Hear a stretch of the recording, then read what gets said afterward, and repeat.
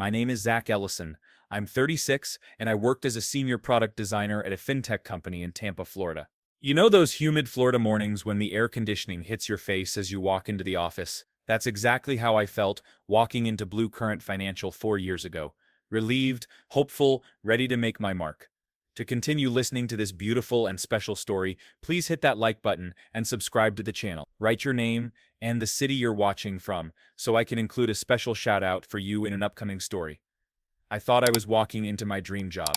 The office had those trendy glass walls, standing desks, and a coffee machine that probably cost more than my first car. The CEO, Marcus, had this way of talking about disrupting traditional finance that made you feel like you were part of something revolutionary. I bought into it completely. My first project was redesigning the user onboarding flow for their investment platform. I spent weeks analyzing user behavior, conducting interviews with frustrated customers, and mapping out every pain point. When I presented my solution, the room went silent. Then Marcus started clapping. "This is exactly what we needed," he said. "Zach, you just saved us months of development headaches." That night, I called my mom in Ohio. "Mom, I think I found my place," I told her. The Tampa Bay breeze was coming through my apartment window, and I could hear the distant sound of boats on the water. Everything felt perfect, but looking back now, that should have been my first red flag. In a healthy company, solving problems shouldn't feel like performing miracles. 2 years in, and I was basically running the design department. Not officially, of course, my title was still senior product designer.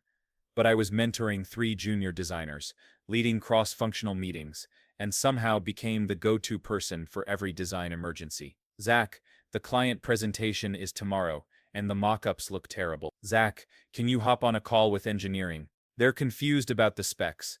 Zach, we need someone to write the design system documentation." I said yes to everything. I stayed late, worked weekends, and even came in during my supposed vacation, when they had a design crisis. My girlfriend Sarah started joking that Blue Current was my real relationship. The Tampa office culture was all about family. We had happy hours every Friday at this little bar on West Shore Boulevard, team lunches at local Cuban places, and Marcus loved giving these inspirational talks about how we were all equity partners in the vision. But when it came to actual equity, actual promotions, actual raises, that's when the story changed. "Listen, Zach," Marcus said during my 2-year review, "you're doing incredible work, but we're still in growth mode. The real rewards come later. Think long term." I walked out of that meeting with a 3% raise and a promise that next year would be different. That night, I sat on my balcony overlooking the Hillsborough River, watching the city lights reflect on the water, and realized I felt more trapped than grateful. Year 3 was when things got ridiculous. They hired a new VP of product, some guy named Derek, who came from a failed startup in Silicon Valley. His first day, he called me into a conference room with floor-to-ceiling windows overlooking down Tampa. "Zach, I've been reviewing your work," he said, flipping through printed screenshots like we were still in. "It's adequate, but I think we need to bring in some fresh thinking." Fresh thinking. I had literally designed the platform he was looking at. I had user research, A/B test results, and customer feedback to back up every single decision. But Derek had an MBA and a lot of opinions about design thinking methodologies. The next month, they hired his buddy from California as creative director. Suddenly, I'm reporting to someone who had never worked in fintech, didn't understand our users, and kept talking about making everything more like Robinhood. The breaking point came during a product launch meeting. I had spent 3 weeks perfecting the user flow for a new feature, a tool that would help people set up automatic savings. It was clean, intuitive, and tested beautifully with our target demographic. Derek's buddy, let's call him Chad, looked at my designs and said, "This is way too simple. Where's the wow factor? Where's the gamification? We need more pizzazz. Pizzazz for a savings feature, for people trying to build financial security." I tried to explain the research, the user interviews, the careful balance between simplicity and functionality. Chad interrupted me. "Look, Zach, I know you've been here a while, but sometimes fresh eyes see things differently. Let's try a more dynamic approach." That weekend, I updated my LinkedIn profile for the first time in 3 years. Job hunting while employed is like having a secret affair with your future. Every lunch break became a phone interview. Every doctor's appointment was actually a video call with a recruit. Every late night was spent updating my portfolio, writing cover letters, and dreaming about places that might actually value my work. I became a master of discretion. I took calls from the parking garage of a public supermarket, 2 blocks from the office. I scheduled video interviews from the Starbucks on Kennedy Boulevard during my lunch hour, always ordering the same venti cold brew and sitting in the corner booth where the Wi-Fi was strongest. The Tampa job market for UX designers was decent, but I started looking nationally. Remote work was becoming more common, and I figured if I was going to make a change, I might as well make it count. I interviewed with companies in Austin, Denver, Seattle. Each conversation reminded me of what I'd been missing: professional growth plans, clear career trajectory, managers who actually understood design. But I kept everything quiet. I didn't want to burn bridges or create office drama. I just wanted to find my exit strategy and leave professionally. My coworkers had no idea. We still went to happy hour at Armature Works, still complained about the humidity during our morning coffee runs, still bonded over our shared frustration with Derek's management style. Sarah would ask if I was okay because I seemed distant, distracted. Just work stuff, I'd tell her. Nothing major. The hardest part was pretending to care about long-term projects. Derek would talk about the 5-year product roadmap, and I'd nod along knowing I had no intention of being there for 5 more months. Then I found Verdo. It started with a LinkedIn message from a recruiter named Jennifer. "Hi Zach, I came across your profile and thought you might be interested in a lead product strategist role at a fintech company that's actually changing how people think about money management. Lead product strategist, not senior designer, not design thinking contributor. Lead product strategist." The company was based in Chicago but fully remote. They were building a platform that helped small businesses manage cash flow. Real problem solving, not just making pretty interfaces. The CEO, a woman named Diana Chen, had built and sold 2 companies before starting VerdoPay. My first call was with Diana herself. No HR screening, no junior recruiter reading from a script. Just a 30-minute conversation about design philosophy, user empathy, and what it means to build products that actually help people. "Zach," she said, "I looked at your work at Bluecurrent. The savings feature you designed, that's exactly the kind of thoughtful problem solving we need here." She knew about my work. She understood the decisions I'd made. She saw the strategic thinking behind the interface choices. The second interview was with the product team. 5 people who asked smart questions, challenged my thinking in productive ways, and actually seemed excited about the possibility of working together. The third interview was with the engineering lead, a guy named Marcus, different Marcus, who walked me through their technical architecture and asked how I'd approach designing for their specific constraints. Every conversation felt like a professional discussion between equals. Nobody talked about family culture or long-term vision or paying your dues. They talked about work, growth, challenges, and solutions. After 3 weeks of interviews, Jennifer called me on a Tuesday afternoon. I was sitting in my car outside a Chipotle on Dale Mabry Highway, having just finished another frustrating meeting with Derek about design optimization. "Zach, they want to make you an offer. Lead product strategist. $95,000 base salary, a 40% increase from Bluecurrent. Stock options that were actually worth something. A $5,000 home office budget. Full health benefits. 4 weeks of vacation that I was actually expected to take. But the best part, the role itself.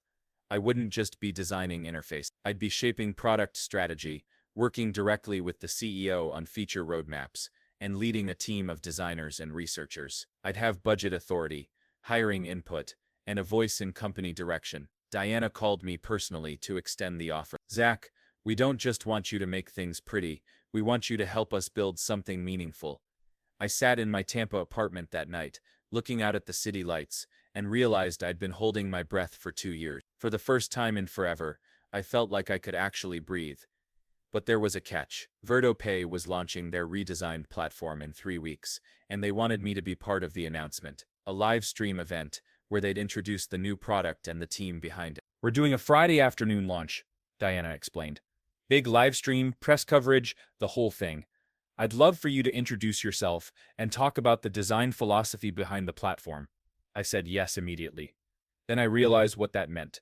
My old coworkers would see Derek would see me. Marcus would see me. The entire Bluecurrent team would watch me introduce myself as lead product strategist at their competitor. But you know what? I didn't care anymore. My last 2 weeks at Bluecurrent were surreal. I submitted my resignation letter to Derek on a Monday morning. Professional and brief. "I've accepted a position elsewhere. My last day will be Friday, March 15th. Derek called me into his office within an hour. Zach, this is really sudden. Where are you going? I'd rather not say, I told him. But I'm happy to help with the transition. The next 2 weeks were a blur of documentation, knowledge transfer, and awkward conversations. People kept asking where I was going. I kept saying, I'll let you know when I'm ready. Marcus, the CEO, never even spoke to me directly. He had Derek handle everything. 4 years of work, countless late nights, multiple successful product launches, and the CEO couldn't be bothered to have a 5-minute conversation. That told me everything I needed to know about how much they actually valued my contributions. Meanwhile, I was secretly onboarding with VerdoPay. Video calls with my new team, strategy sessions with Diana, and preparation for the launch event. The contrast was incredible. At Bluecurrent, I was finishing up documentation that no one would probably read. At VerdoPay, I was planning the future of the product. The launch was scheduled for Friday, March 22nd, at 2 p.m. Eastern. I'd been gone from Bluecurrent for exactly 1 week. Thursday night, I set up my home office in Chicago. I'd flown in 2 days early to meet the team in person and get ready for the launch. The energy was electric. Everyone was excited, focused, and professional. Tomorrow's the big day, Diana said during our final prep meeting. Zach, you're going to crush it. I went to bed that night feeling something I hadn't felt in years, genuine excitement about work. Friday afternoon, 2 p.m. Eastern. The VerdoPay launch event was about to begin.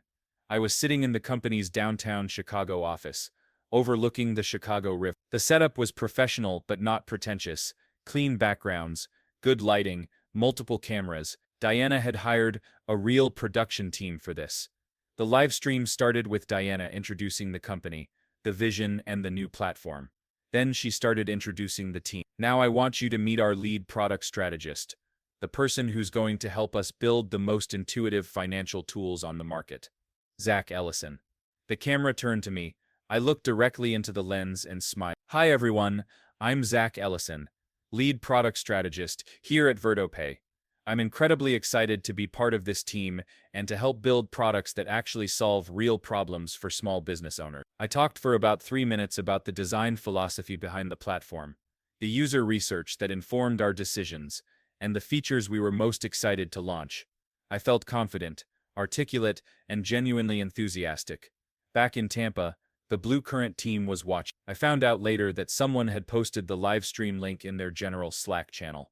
Hey, isn't this our old designer? Within minutes, the entire office was tuned in.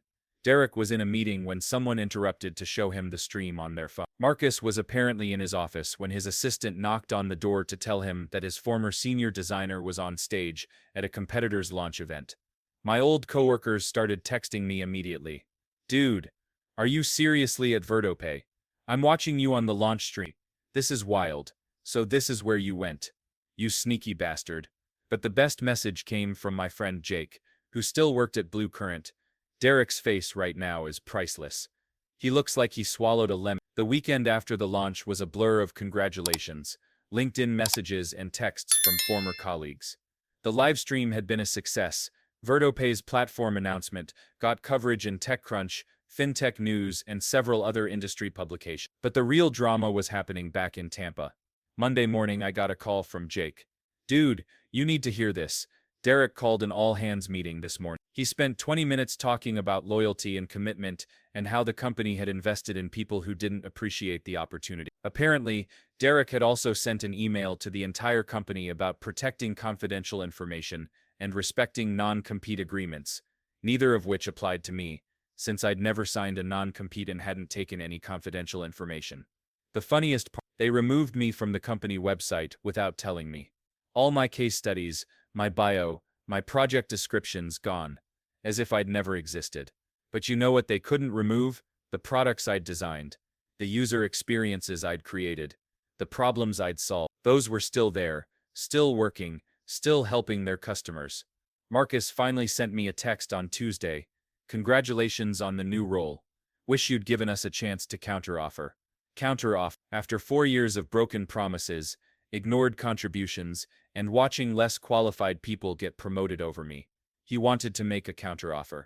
I didn't respond. 3 months later, I'm sitting in my home office in Chicago, looking out at Lake Michigan, and I can barely remember what it felt like to dread Monday mornings. At VerdoPay, I lead a team of 5 designers and research. We have weekly one-on-ones, quarterly goal-setting sessions, and annual performance reviews that actually result in promotions and raises. Diana asks for my input on strategic decisions. The engineering team treats me as a partner, not a service provider. Last week, I hired 2 new junior designers. During their interviews, I made sure to ask about their career goals, their learning interests, and what kind of mentorship they were looking for. I remembered what it felt like to be ignored, undervalued, and taken for granted. The best part, the work itself. We're building tools that help small businesses manage cash flow, predict expenses, and make better financial decisions. I get emails from users thanking us for creating something that actually helps them run their businesses better. Every now and then, I check Blue Current's website. They still haven't replaced me. The design team is down to 2 junior designers, reporting directly to Derek.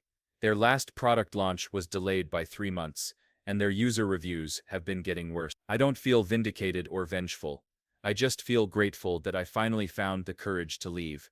Sometimes I rewatch that launch livestream, not because I'm proud of the dramatic exit, though I'll admit, the timing was pretty perfect. I watch it because it reminds me of what it feels like to introduce yourself with confidence, to be genuinely excited about your work, and to know that you're exactly where you're supposed to be. That 15-minute livestream did more than announce VerdoPay's new platform. It reminded my old company that if you ignore loyalty long enough, it eventually goes public.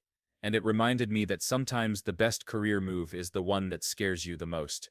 Now I lead my own design squad, make strategic decisions that actually matter, and choose my own schedule. I have equity in a company that's growing.